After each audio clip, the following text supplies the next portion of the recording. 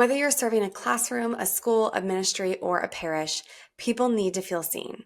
So AI can help you meet their unique needs without spending a ton of time. So in this video, we'll explore how AI can help you personalize communication, adapt materials, and engage your community more meaningfully. This video will follow the other formats, and I'll include a teacher, catechist, administrator, and faith-based leader use case for each section.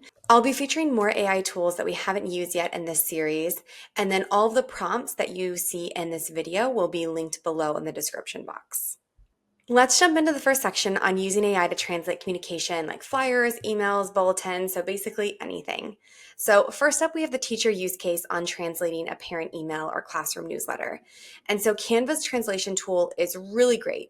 So we're going to be using that platform for this section. So once I'm logged into Canva, I'm going to go to create a doc.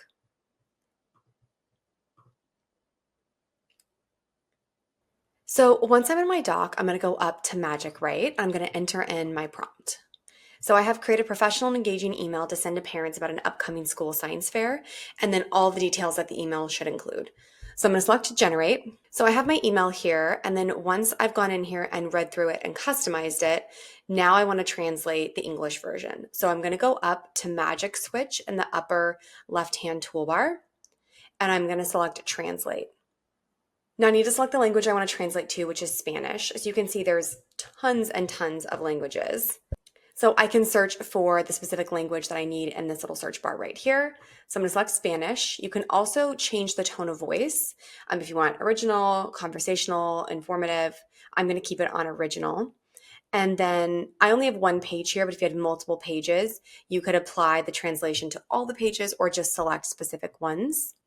And then you only want to check this box if you don't want to preserve the original copy. So I'm not going to check this because I want to keep this copy and I just want a duplicate design created with that translation. So I'm going to select translate. All right, that'll just take a second and then I can open up that doc with my translation. And then now I have this new design that has this fully translated email for me. So this isn't perfect, so always go back through and double check this translation, but it's just so helpful because it does a lot of the legwork for you and just saves you some time.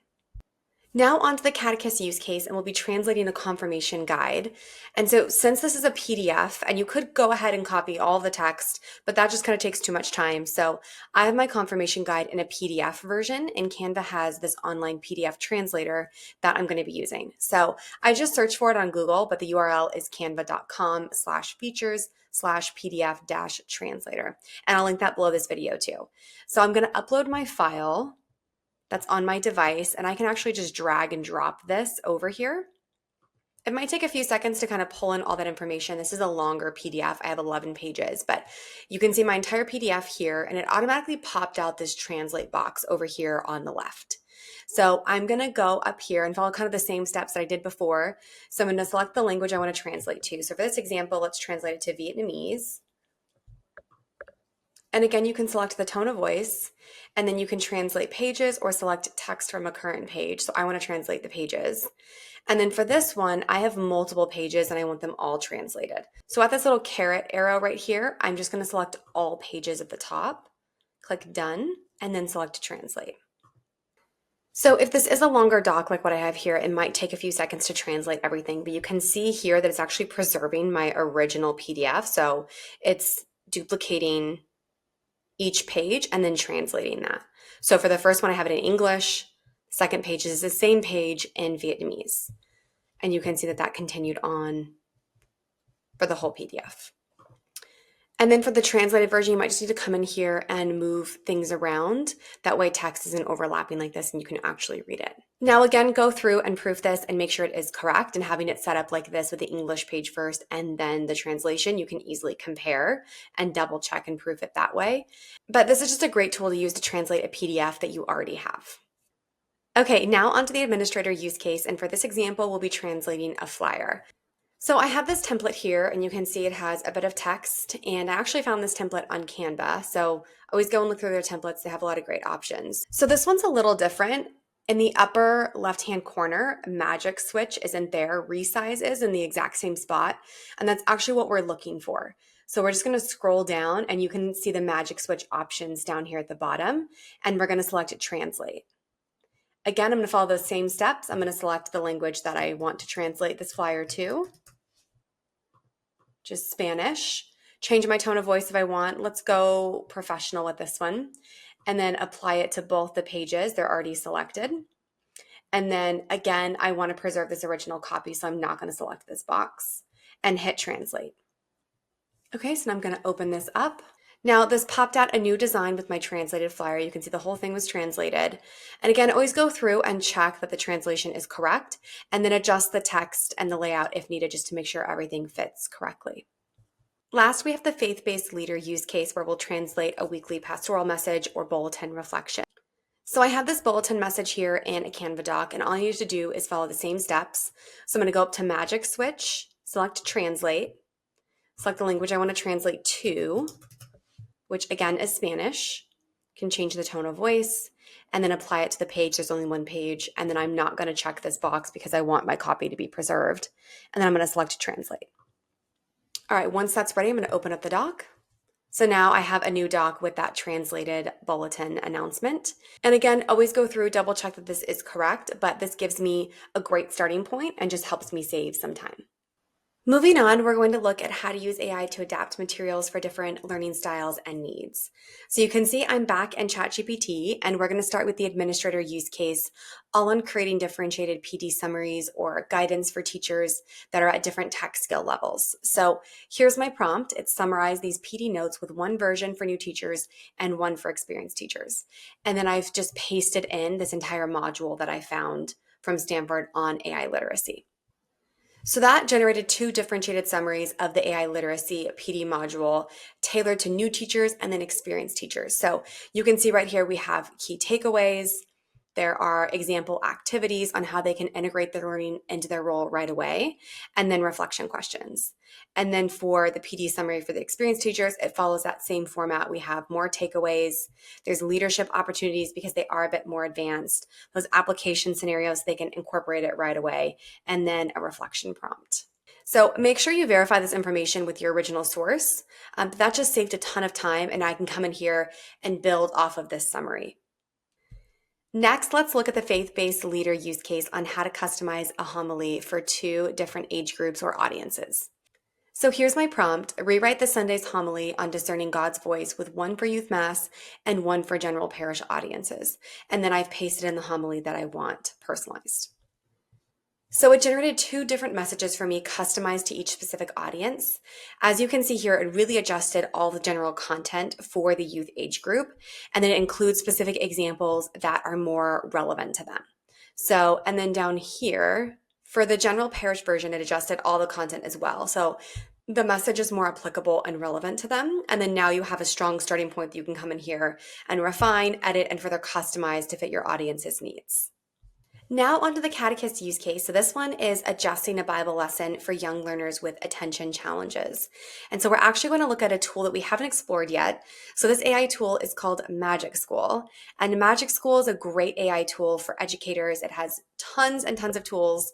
As you can see here, it can be a little overwhelming, but there are lesson plan generators, choice board generators, an IEP generator, and just so many to help you save time and be more productive as an educator.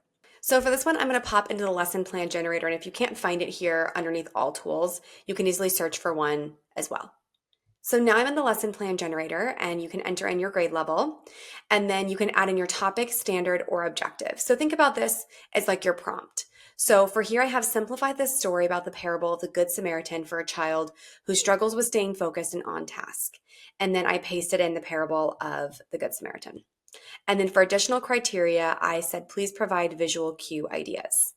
I don't have specific standards set that I want to align to, so I'm just going to select generate. So it might take a few seconds, but you can see that it generated this entire lesson plan for me. So I have objectives up top, I have assessment ideas, I have this opening right here with a great discussion question.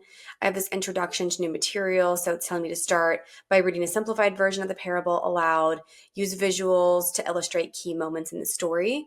So it's pulling in those visual cues that I asked for. So I have guided and independent practice activities here. So in pairs, students will summarize the story in 1 or 2 sentences.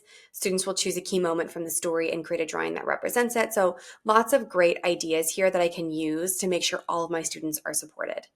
So if you haven't tried Magic School, I definitely recommend popping over there, creating a free account, and just testing out some of the tools. They have a lot of really great ones, and this is such a good tool to use along with Canva and ChatGPT. So last we have the teacher use case, and this one is on adapting a lesson for ELL students or students with IEPs. So we're in another tool that we haven't looked at yet, which is called Diffit. So this tool might look really simple, especially after coming from Magic School, but it's pretty powerful. So Diffit is one of our favorite AI tools that will help you just save a ton of time generating or customizing differentiated instructional materials to meet the needs of all of your students. So you can insert a topic, theme, or question, a book, an article, or a YouTube link, text or PDF, or even a vocabulary list that Diffit can then use to create differentiated resources and materials from. So for this one, I'm just going to enter in a topic. So my topic is ancient Egypt, and then the grade level is already set to 6th grade, which is what I want. English, you can change the language here, and then informational text is good. I don't want a fictional text. I'm going to select generate resources. Now, just to set your expectations, it will take a few seconds to generate, but you can see that it generated all of this for me. So I have an adapted reading passage, and I can come in here, I can copy this, I can edit it. I can also see the sources, which is really helpful. So definitely go and double check that.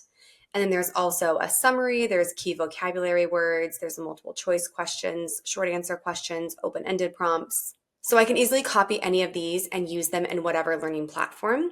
And then I just entered in a topic, but if you had a specific PDF or website link, it would pull in all the information from there right here and use that to create all these different resources. So I have all of this at a 6th grade reading level. And let's say that I have some students that are at a 5th grade reading level. So all I have to do to customize all this content that's already been created for me and to make sure I can meet those students' needs is go up to the top, change the grade level to 5th grade, and then select regenerate. And now I have all of those same resources that were generated before, but now they're customized to the 5th grade reading level. So you can go through and see that the vocabulary words have changed, the multiple choice questions are different, everything is customized to that different reading level. And I can keep regenerating this based on the specific learning needs the students in my classroom have. So one quick thing about Diffit is on the right-hand side, you can see the student activities panel. So I can actually turn all of this content that was generated into an activity. All I have to do is select Get Student Activities. It'll bring me to their library. I have a free account. Some of these are free, some of these are paid. So you'll be able to see which ones are free.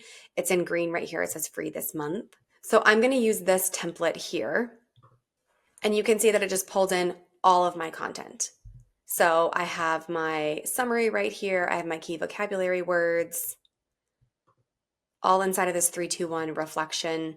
I have all those multiple choice questions, my short answer questions, all of that content that was created for that 5th grade reading level has now been pulled into this activity.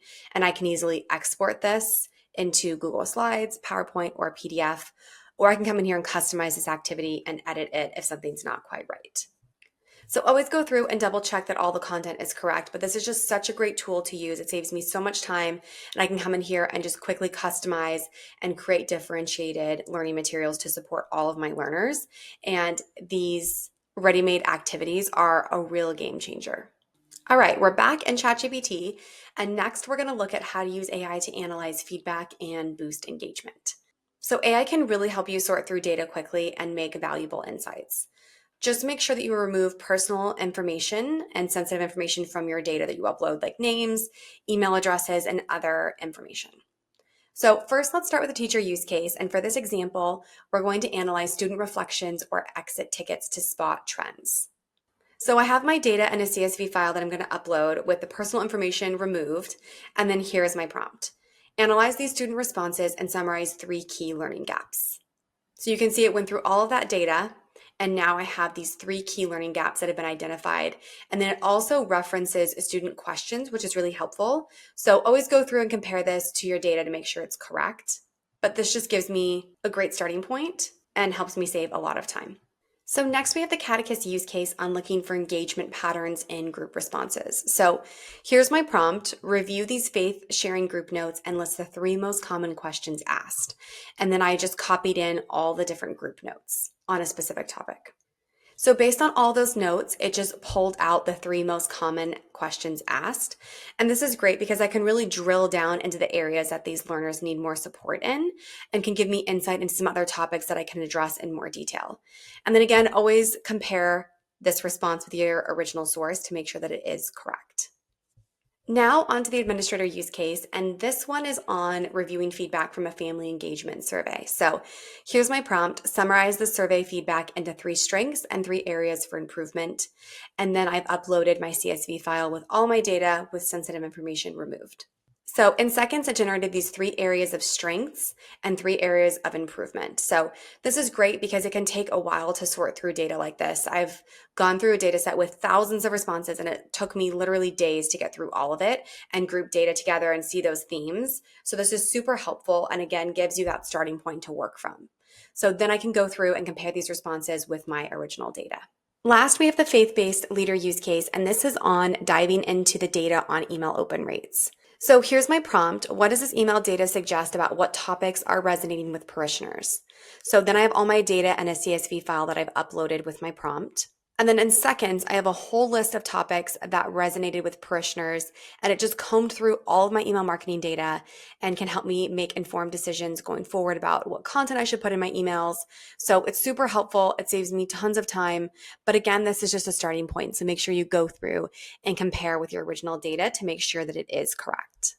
For the last section, we're going to look at personalizing messages and outreach. So using AI to write those tailored messages with intention. So when you're writing emails like this, getting started can honestly be the hardest part. I'm an overthinker, so I'll stare at a blank screen, write something, delete it, and just keep repeating that. So using AI for this can really save so much time.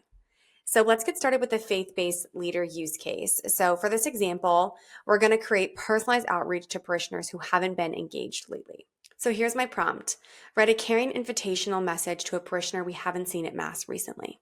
So it generated that message for me, and I can come in here, I can adjust the tone right here if I want something more casual or formal, which is helpful. But this just gives me a great starting point, and I didn't spend too much time brainstorming ideas. I have this version that I can come in here and customize, can work from this, and then add in a specific event I want to invite them to or some other specific detail. So next we have the catechist use case on creating individualized invitations to parents for a family faith night. So here's my prompt: write a warm personal message inviting a parent to attend our upcoming family faith event. So ChatGPT generated this, and then I also want all the specific details to be very clear. So I added in this additional prompt: can you include the time, date, and location in an eye-catching way?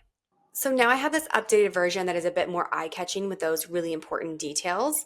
And I can come in here and add in specific details on what the night is about, or I can add that to my prompt from the very beginning, and then what the event will entail, so what they're going to be doing. So always come in here, customize this, and make sure your own voice is infused into the email.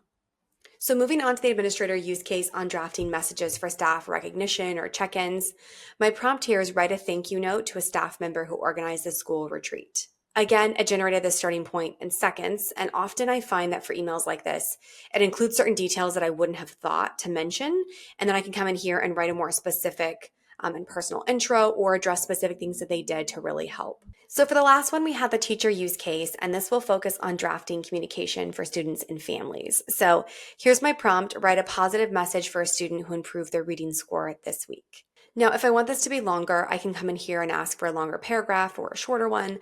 But again, this just gives me a great starting point based on what it generated here. And I can come in here and customize this and add in something specific that acknowledges their hard work. But this just saves me so much time. I'm not overthinking this message. It quickly creates it for me, and I can go from there.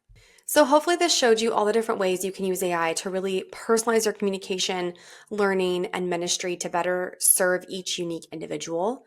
I just covered a few different ideas, but there are so many other ways you can use it to amplify your impact, all while saving time. So my challenge for you to really put your learning into action, as always, is to pick one person or group in your community and use an AI tool to create a personalized communication or resource. So whether it's ChatGPT, Magic School, Diffit, or Canva, pop into one of those tools and translate a flyer, rewrite a lesson, summarize a survey, or send a personalized thank you message. As always, all the prompts from this video will be linked below in the description box, or you can access them via this link right here on the screen, dforel.link/prompt3. Again, I just want to remind you to check out the AI Toolbox guide with tons of AI tools and step-by-step videos to walk you through how to use them. So go and explore that if you want to check out even more AI tools that I haven't shared in this series. There are so many AI tools and it can be a little overwhelming, but we give an overview of each tool and those how-to videos to get you started quickly. So this is the final video in the AI 101 series, and we hope that you found this series helpful in getting started with AI. Hopefully it helped cut through some of the overwhelm that comes with getting started with AI, and you're leaving this series equipped with practical strategies for how you can use AI in your role to save time, reduce your workload, amplify your impact, and get back to what matters most to you. So thank you so much for joining C3 for this entire series.